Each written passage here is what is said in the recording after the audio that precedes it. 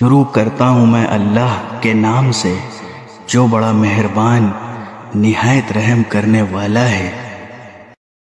ان کی قوم کے سردار جو بڑائی کے گھمنڈ میں تھے کہنے لگے، اے شعیب، ہم نے پکا ارادہ کر لیا ہے کہ ہم تمہیں اور تمہارے ساتھ تمام ایمان والوں کو اپنی بستی سے نکال باہر کریں گے، ورنہ تم سب کو ہمارے دین میں واپس آنا پڑے گا۔ شعیب نے کہا، اچھا اگر ہم تمہارے دین سے نفرت کرتے ہوں تب بھی ہم اللہ پر جھوٹا بہتان باندھیں گے اگر تمہارے دین کی طرف لوٹ آئیں گے، جبکہ اللہ نے ہمیں اس سے نجات دے دی ہے۔ ہمارے لیے تو یہ ممکن ہی نہیں کہ اس کی طرف واپس جائیں۔ ہاں اللہ ہمارا پروردگار ہی کچھ چاہے تو اور بات ہے۔ ہمارے رب نے اپنے علم سے ہر چیز کا احاطہ کیا ہوا ہے۔ اللہ ہی پر ہم نے بھروسہ کر رکھا ہے۔ اے ہمارے رب، ہمارے اور ہماری قوم کے درمیان حق کا فیصلہ فرما دے، اور تو ہی سب سے بہتر فیصلہ کرنے والا ہے۔ اور ان کی قوم کے وہ سردار جنہوں نے کفر اپنایا ہوا تھا قوم کے لوگوں سے کہنے لگے، اگر تم شعیب کے پیچھے چلے تو یاد رکھو اس صورت میں تمہیں سخت نقصان اٹھانا پڑے گا۔ پھر ہوا یہ کہ انہیں زلزلے نے آ پکڑا اور وہ اپنے گھر میں اوندھے پڑے رہ گئے۔ جن لوگوں نے شعیب کو جھٹلایا وہ ایسے ہو گئے جیسے کبھی وہاں بسے ہی نہیں تھے۔ جن لوگوں نے شعیب کو جھٹلایا آخر کار نقصان اٹھانے والے وہی ہوئے۔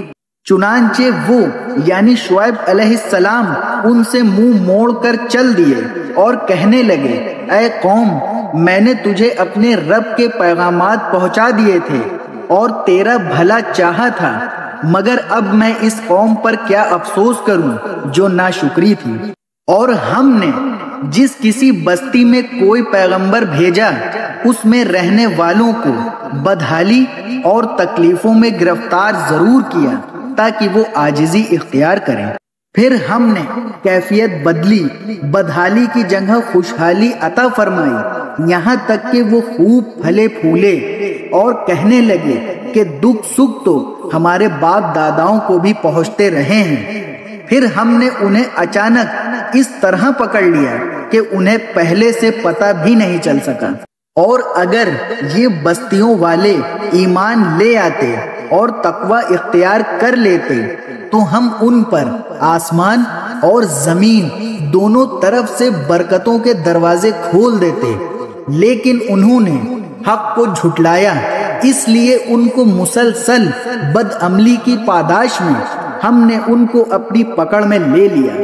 اب بتاؤ کہ کیا دوسری بستیوں کے لوگ اس بات سے بالکل بے خوف ہو گئے ہیں کہ کسی رات ہمارا عذاب ان پر ایسے وقت آ پڑے جب وہ سوئے ہوئے ہوں؟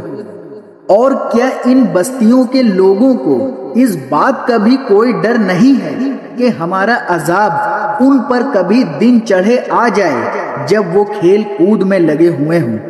بھلا کیا یہ لوگ اللہ کی دی ہوئی ڈھیل کے انجام سے بے فکر ہو چکے ہیں؟ اگر ایسا ہے تو یہ یاد رکھیں کہ اللہ کی دی ہوئی ڈھیل سے وہی لوگ بے فکر ہو بیٹھتے ہیں جو آخر کار نقصان اٹھانے والے ہوتے ہیں۔ جو لوگ کسی زمین کے باشندوں کی ہلاکت کے بعد اس کے وارث بن جاتے ہیں، بھلا کیا ان کو یہ سبق نہیں ملا کہ اگر ہم چاہیں تو ان کو بھی ان کے گناہوں کی وجہ سے کسی مصیبت میں مبتلا کر دیں؟ اور جو لوگ اپنی ضد کی وجہ سے یہ سبق نہیں لیتے ہم ان کے دلوں پر مہر لگا دیتے ہیں، جس کے نتیجے میں وہ کوئی بات نہیں سنتے۔